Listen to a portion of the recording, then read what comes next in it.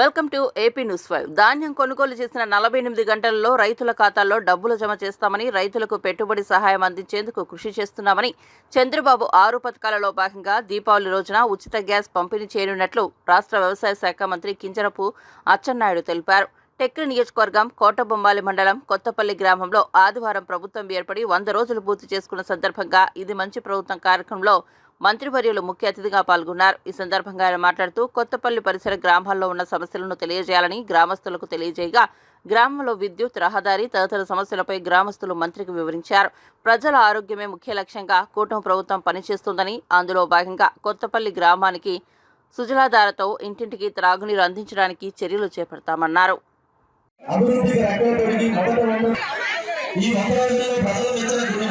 గతంలో 5 రోజులు పెంచడం కూడా కేవలం 10 గంటలకి ఉదయం 10 పంపిణీ చేయడం జరుగుతుంది. ఇది ఒక తెలుగుదేశం సంక్షేమ చరిత్ర సార్. అలాగే ఉద్యోగస్తులుగా మేము జీతం కోసం ఎప్పుడైనా ఎదురు చూసే పరిస్థితి లేకుండా ప్రతి నెల టంచనగా 1వ తారీఖునే మా అకౌంట్ లో జీతం పడే విధంగా ఈ రోజు ఏర్పాటు చేయడం జరిగింది సార్. అలాగే ధాన్యం కొనుగోలు బకాయిలు ఉన్నటువంటి వాటికి 1674 కోట్ల రూపాయలు తక్షణమే విడుదల చేసి ఆదుకోవడం జరిగింది సార్. ఈ రోజు పంచాయతీరాజ్ వ్యవస్థలో నిధులు వేరుతో ఎంతో బాగుపడుతున్నాయి సార్. దానికోసం రిప్రజెంట్ చేయడం జరిగింది. గతంలో ఎన్నో ఇవ్వడం జరుగుతుంది సార్. అలాగే ఎంతో ప్రతిష్టాత్మకంగా గతంలో ఇంప్లిమెంట్ చేసినటువంటి అన్నా క్యాంటీన్ 5 రూపాయలకి రోజులు ఏర్పాటు చేసి అన్నా క్యాంటీన్ ని రాష్ట్ర వ్యాప్తంగా 175 అన్నా క్యాంటీన్ కూడా ప్రారంభించడం జరిగింది. అలాగే ప్రతి ఒక్కరికి భూమి లేదా ఆస్తి అనేది ఒక రకమైనటువంటి ఒక అవినాశమైన ప్రాంతాన్ని రద్దు చేసి ప్రభుత్వం ఎంతో మందికి సంతోషాన్ని ఇవ్వండి సార్. అలాగే ఇటీవల విజయవాడలో గౌరవ ముఖ్యమంత్రి గారు 10 రోజుల పాటు బస్సులో ఉండి దగ్గర నుండి అక్కడే ఉన్న తర్వాత ఆయన ఇంటికి వెళ్ళడం జరిగింది సార్. ఇది గొప్ప చరిత్ర సార్. ఈ విధంగా అనేక ఈ 100 రోజుల్లో కేవలం రాష్ట్ర ప్రభుత్వం అనేక విజయాలు సాధించడం జరిగింది. ఇవన్నీ కూడా ప్రజల్లో బలంగా తీసుకుని వెళ్ళాలని ఇది ప్రభుత్వ కార్యక్రమం మళ్ళీ చెప్తున్నాను. ఎందుకంటే ఇది మన మీద బాధ్యత ఉంచారు. ప్రతి ఇంటికి వెళ్ళి ఒక ఇది మంచి ప్రభుత్వాన్ని సెక్రటరీ ఇది 26వ తారీఖులో ఈ అన్ని విషయాలను కూడా ప్రజలకు తెలియజేయాలని ఉద్దేశంతో ఈ కార్యక్రమం నిర్వహించడం జరుగుతుంది. ఏదో ఒక గ్రామంలో ప్రజావేదిగా నిర్వహించమని మాకు ఆదేశించున్నారు సార్. మన కొడవల్లి మనం సంబంధించిన కొత్తపల్లి గ్రామానికి ఇచ్చేసినటువంటి ఇది మంచి ప్రభుత్వం. ఈ కార్యక్రమం మనకి ప్రభుత్వం గత 5 సంవత్సరాలు ఏ విధంగా అనేది అందరూ కూడా క్లియర్గా అర్థమైతే ఒక కారణం ప్రభుత్వం అంకిత భావంతో పనిచేస్తుంది అనేది అందరికీ కూడా ఈరోజు మీకు తెలుసుండాలి. విజయవాడ అనేది నిగమ మునిగిపోయి అలా కొనాలి ఉండేది. దానికి పూర్తి బాధ్యత వహించారు గౌరవనీయ మినిస్టర్ గారు, సీఎం గారు, అలాగే ఎమ్మెల్యేలు అందరూ కూడా, అలాగే అధికారులు, తహసీల్దారులు, ఆర్డీఓలు, విజయవాడ అందరూ కూడా అహోరాత్రులు కష్టపడి అన్ని రకాలుగా కూడా ప్రజాసేవ అనేది కూడా ఇచ్చేశారు. ఇది మంచి ప్రభుత్వం చెప్పడానికి ముఖ్యమైన కారణం. ఇంకోటి ఈరోజు మనం అందరూ చూస్తున్నాము.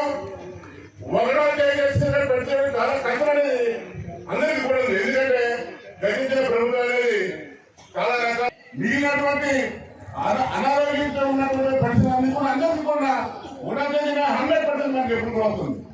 ప్రతిరోజు ఒకే ఒక నేర్చుకుని ఒక్క రోజులోనే మొత్తం అందరూ కూడా ఇంటికి పట్టిన కూడా జరుగుతుంది. మరి నేనైతే చాలా ఆనందపడుతున్నాను. ఈరోజు పార్టీ వలస నుంచి ఇక్కడికి వచ్చా. నేను వేసిన రోడ్డుకు ఇరువైపులా యాక్సిడెంట్స్ అవుతాయేమో నాకు ఎవరు రిప్రజెంటేషన్ కూడా చేయలేదు. ఈ రోజే నేను చూశాను. రోడ్డుకి ఇరువైపులా మొత్తం పిచ్చి మొక్కలు కలిసి గోడ కట్టినట్టుగా ఏ బండి వస్తుందో ఏమవుతుందో తెలియనటువంటి పరిస్థితి. ఈ రోజు మీద గొయ్యి ఉంటే గొయ్యి కూడా కప్పినటువంటి పరిస్థితి. పోనీ మీ ఊళ్ళో ఏదైనా ఒక డ్రైన్ కట్టారంటే ఏమీ కట్టలేదు. ఎన్ఆర్జీఎస్ లో ఇటువంటి బిల్డింగ్లు సగం కట్టి భూములు తీసుకున్నారు తప్ప 5 సంవత్సరాల్లో ఒక్క పని చేయలేదు. దీంతో పాటుగా సహజమైనటువంటి వనరులు మనకి పప్పులు తెచ్చింది ఇసుక. 5 సంవత్సరాలు ఇసుక మీద మనం ఎంత అవసరపడ్డాం. 40,000 కోట్ల రూపాయలు ఇసుక మీద మొత్తం దోపిడీ చేసేశారు. ఈ రోజు ఏదైతే మద్యం ఉందో పేదవాళ్ళు అలవాటు ఉందని చెప్పి ఈ ప్రభుత్వం దాని మీద పట్టి పీడించి 25,000 కోట్లు దాని మీద దోచుకున్నారు. మొత్తం వ్యవస్థలన్నీ సర్వనాశనం చేసి ఈ రాష్ట్రాన్ని ఫస్ట్ కట్టించారు. నేను మైకి పట్టుకొని నీకు ఉపన్యాసాలు ఇస్తే నీకు తృప్తి ఉండదు. ఈ ప్రభుత్వం వచ్చింది, గత ప్రభుత్వం తప్పులు చేసింది, అప్పులు చేసింది, వ్యవస్థను నాశనం చేసిందని నీవు తప్పించుకోవడం లేదు. 100 రోజుల్లో ఈ రాష్ట్రంలో ఉన్నటువంటి వ్యవస్థలన్నింటినీ గాడిలో పెడుతున్నాం. ఒక క్రమశిక్షణ నేర్పుతున్నాం. ఈ రాష్ట్రంలో ఉన్నటువంటి ఆర్థిక పరిపుష్టిని మళ్ళీ బలోపేతం చేస్తున్నాం. కేంద్ర ప్రభుత్వం ఇప్పటికే 15,000 కోట్ల రూపాయలు అమరావతికి ఇచ్చింది, 12,000 కోట్ల రూపాయలు పోలవరం ప్రాజెక్టుకి ఇచ్చింది. ఈ రాష్ట్రంలో 3 ఇండస్ట్రియల్ లోన్స్ కింద 40,000 కోట్ల రూపాయలు ఈ రాష్ట్రానికి ఇచ్చింది. దీనివల్ల కొంచెం మనం పనులు చేసుకోవడానికి అవకాశం వచ్చిందని ఈ సందర్భంగా తెలియజేస్తున్నాను. ఒక బాధ్యత గల ప్రభుత్వంగా ప్రజలకు ఇచ్చిన హామీలు నెరవేర్చాలి. ఒక పక్కన రాష్ట్ర ఆర్థిక వ్యవస్థను గాడిలో పెట్టాలి. ఒక సంక్షేమమే కాకుండా సమాంతరంగా అభివృద్ధి కూడా చేయాలని ఒక ప్రణాళికాబద్ధంగా ముందుకెళ్తున్నాం. 100 రోజులైంది. కొంతమంది కుక్కల్లాగా మాట్లాడుతున్నారు. 100 రోజుల్లో హామీలు నెరవేర్చలేదు.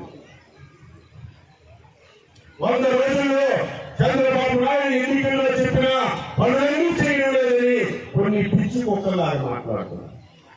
ఈ ప్రభుత్వానికి 60 మాసాలు మీరు అధికారం ఇచ్చారు, 60 నెలలు. అందులో 3 నెలలు అయింది, ఇంకా 57 నెలలు ఉంది. ఈ 3 మాసాల్లో నేను ఎన్నికల్లో వచ్చినప్పుడు మీ ఊరు నడిపట్టులో చెప్పాను, మీరెవరూ నమ్మలేదు. అమ్మా జగన్మోహన్ రెడ్డి లాగా 3,000 పెన్షన్ 250 పెంచి ఎలక్షన్ ముందు ఇచ్చే విధంగా కాకుండా మేము 3,000 పెన్షన్ 4,000 చేస్తున్నాం. అది కూడా ఏప్రిల్ నుంచే ఇస్తామంటే ఇవన్నీ ఓట్లు గురించి కొంతమంది నమ్మలేదు. చేతిలో డబ్బు లేదు. ఆ రోజు జగన్మోహన్ రెడ్డి, చంద్రబాబు నాయుడు మోసగాడు, సంక్షేమ పథకాలు ఇవ్వడు. ఈ రోజు మీ ఇంటింటికి వాలంటీర్లు తెచ్చిస్తున్నాడు, వాలంటీర్లు తీసేస్తాడు. మీకు 4 రోజులు 5 రోజులు పెన్షన్ అందరని ఇంటింటికి వచ్చి కరపత్రాలు పంచాలి. ఆ రోజే చెప్పాను, ఏప్రిల్లో పెంచి ఏప్రిల్, మే, జూన్ నెలల పెన్షన్ జులైలో 3,000, 4,000, 7,000 రూపాయలు ఇస్తామని మీ ఊళ్ళోనే ఆ రోజు రోడ్డు మీద చెప్పారు. అమలు చేశారా లేదా? వాలంటీర్లు ఉన్నారు, వాళ్ళు లేరు కాబట్టి మీకు పింఛన్ అందదని మీ అందరికీ తప్పుదోవ పట్టించారు. ఆ రోజు చెప్పాను, వాలంటీర్ కంటే 2 గంటల ముందే మీ ఇంటికి పింఛన్ ఇస్తానని చెప్పాను. ఇచ్చారా లేదా? శ్రీకాకుళం జిల్లా అధికారులకి అభినందించాలి. ప్రతి నెల 9వ గంటకి 97% పింఛన్లు పంపిణీ చేస్తున్నారు వాలంటీర్ లేకుండా. జగన్ అందరికీ మోసం చేశారు. ఇంకొక విషయం మీకు చెప్పాలి, వాలంటీర్లు కూడా జగన్మోహన్ రెడ్డి మోసం చేశారు. ఎన్నికల ముందు వాలంటీర్లకు రాజీనామా చేయించారు. వాళ్ళకి పోస్టులు ఉన్నాయి కదా, రాజీనామా చేయించాడని నేను కూడా అనుకున్నాను. నిన్న మన క్యాబినెట్ కు ఒక ఫైల్ వచ్చింది. ఫైల్ అంతా చదువుతున్నారు సెక్రటరీ గారు. 2023 ఆగస్టు నెలకే వాలంటీర్ల పని అయిపోయింది, వాళ్ళకి రెన్యువల్ చేయలేదు. 2023 ఆగస్టులోనే వాలంటీర్కి అవకాశం లేదు, రెన్యువల్ చేయలేదు. వాళ్ళకి రాజీనామా చేయించి వాళ్ళతో ఇంటింటికి అది రెన్యువల్ చేయమని జీతాలు మనం మా దగ్గర ఫైల్ వస్తే ఇది ప్రజల్లో చర్చ జరగాలి. ప్రజలకు తెలియాలి ఎంత చేతనో ఎంత మోసగాడు. అమరావతికి సీఎం ఎత్తుకుంటే వైసీపీ వాళ్ళు ఎవరైనా సరే ఎంత పెట్టి బాధాలి, మీకే ఇంత మోసం చేశారు. వాలంటీర్ లేకపోయినా పెన్షన్ ఇచ్చాం, అయితే మీకు తృప్తి లేదు. గతంలో వచ్చిన పెన్షన్లే ఇస్తున్నారు కదా, కొత్తలు ఎప్పుడు ఇస్తారు? గతంలో వచ్చిన తీసేసిన ఎప్పుడు ఇస్తారు? అని చెప్పి మీలో కూడా బాగుంది. దాన్ని కూడా రాష్ట్ర ముఖ్యమంత్రి ఒక 5 మంత్రులతో ఒక కమిటీ వేశారు. ఏ విధంగా పెన్షన్ ఇవ్వాలి, అర్హత ఏ విధంగా నిర్ణయించాలి. ఈరోజు ప్రభుత్వ పథకాలు, సంక్షేమ పథకాలంటే నిజమైన పేదవాడికి అర్హత కలిగిన వాడికి అందాలి. ఒక అచంచలమైనటువంటి విశ్వాసం ఉంచి, నమ్మకం ఉంచి, ఈ దేశంలో ఎక్కడా లేనటువంటి మెజార్టీతో రాష్ట్రంలో ప్రభుత్వం ఏర్పాటు చేయడానికి అవకాశం ఇచ్చినటువంటి ప్రజలందరికీ ముందుగా శిరస్సు వంచి నమస్కారాలు, అభినందనలు తెలియజేస్తున్నాను. మొన్న 20వ తారీఖుకి 100 రోజులు పాలన పూర్తయింది. నేను 6 సార్లు ఎమ్మెల్యే అయ్యాను. స్వాతంత్ర భారతదేశంలో ప్రభుత్వాలు వస్తుంటాయి, పోతుంటాయి. ఒక ప్రభుత్వం పోయినా మరొక ప్రభుత్వం ఆ ప్రభుత్వం చేసిన మంచి కార్యక్రమాలు రాష్ట్ర భవిష్యత్తుని కాపాడుకొని ముందుకెళ్ళాలి. అదృష్టవశాత్తు 2019వ సంవత్సరంలో ఈ రాష్ట్రానికి ఒక పెద్ద శని దాపురించి 5 సంవత్సరాలు ఈ రాష్ట్రాన్ని ఇంకొక 30 సంవత్సరాలు కోలుకోలేనటువంటి దెబ్బ చేశారని చెప్పి సందర్భంగా తెలియజేస్తున్నాం. ఇబ్బంది పెడితే దాన్ని మనం సరిదిద్దుకోగలం. కానీ ఒక ముఖ్యమంత్రి ఒక రాష్ట్రం మీద కక్ష కట్టినట్టుగా, రాష్ట్రంలో ఉన్నటువంటి 5 కోట్ల ప్రజల మీద ఒక కక్ష కట్టినట్టుగా 5 సంవత్సరాల్లో వ్యవస్థలన్నీ కూడా మొత్తం భ్రష్టు పట్టించారు. రాష్ట్రంలో ఆర్థిక పరిస్థితిని చిన్నాభిన్నం చేశారు. అవన్నీ ఈ 100 రోజుల్లో చూస్తే మాకు గుండె ఆగిపోయినటువంటి పరిస్థితులు కనిపిస్తున్నాయని చెప్పి తెలియజేస్తున్నాను. రాష్ట్రంలో 12 లక్షల కోట్ల అప్పు ఉంది. ప్రతి సంవత్సరం 1,00,000 కోట్లు అప్పు తీర్చాలి, 20,000 కోట్లు వడ్డీ కట్టాలి. 100 రోజుల్లో అన్ని శాఖల మీద రివ్యూ చేస్తున్నారు. మేము మంత్రులుగా మా శాఖల్ని రివ్యూ చేస్తున్నాం. ఎక్కడ రివ్యూ చేసినా ఎవరికైనా అడిగి మనం ఏదైనా చేయగలమంటే, సార్ మీ శాఖలో ఇంత అప్పు ఉంది, ముందు అప్పులు తీర్చండి, మీ శాఖలో ఇన్ని డబ్బులు అవసరం ఉంది, ఇవి ముందిచ్చి కార్యక్రమాలు చేయండి అని ఈరోజు అధికారులు చెప్తుంటే బాధ కలుగుతుంది, ఆవేదన కలుగుతుంది. ఈరోజు రాష్ట్ర ప్రభుత్వం ఒక పేషెంట్ కి బాగులేకపోతే, చావు బతుకుల్లో ఉంటే వెంటిలేటర్ పెట్టి ఏ రకంగా అయితే బతికిస్తారో, ఈ రాష్ట్రంలో ప్రభుత్వాన్ని వెంటిలేటర్ మీద పెట్టి మాకు అప్పచెప్పినటువంటి దుర్మార్గుడు గత ప్రభుత్వంలో ముఖ్యమంత్రిని ఈరోజు గంటాపరంగా చెప్పదలిశారు. అయితే ఇప్పుడే శిరస్సు వచ్చి నమస్కరించాను, మళ్ళీ శిరస్సు వచ్చి నమస్కరిస్తున్నాను. కాదు, 22 మంది పార్లమెంటు సభ్యుల్ని ఈ రాష్ట్రంలో మీరు గెలిపించి ఢిల్లీలో ఆంధ్రప్రదేశ్ రాష్ట్ర గౌరవాన్ని మీరు పెంచే విధంగా తీర్పిచ్చారు. 22 మంది ఎంపీలు మనం గెలకపోతే దేశంలో ఉన్నటువంటి ప్రభుత్వం మనకి సహకరించేది కాదు. ఈరోజు ఎన్డీఏ ప్రభుత్వం ఆంధ్రప్రదేశ్ ప్రజలు 22 స్థానాలు ఇచ్చారని మన ప్రభుత్వానికి గౌరవాన్ని పెంచారు. ఈ రోజు ఈ 100 రోజుల్లో అనేక విధాలుగా ఆర్థిక సహాయాన్ని రాష్ట్రానికి అందిస్తున్నారు. వెంటిలేటర్ మీద ఉన్నటువంటి ప్రభుత్వం కొద్దిగా ఆక్సిజన్ పీల్చుకోవడానికి అవకాశం దొరికిందని చెప్పి మీ అందరికీ తెలియజేస్తున్నాను. దేనిని వదలలేదు. ఎంతమంది ప్రజలు ఉన్నారు. కొత్తపల్లి గ్రామం ఉంది.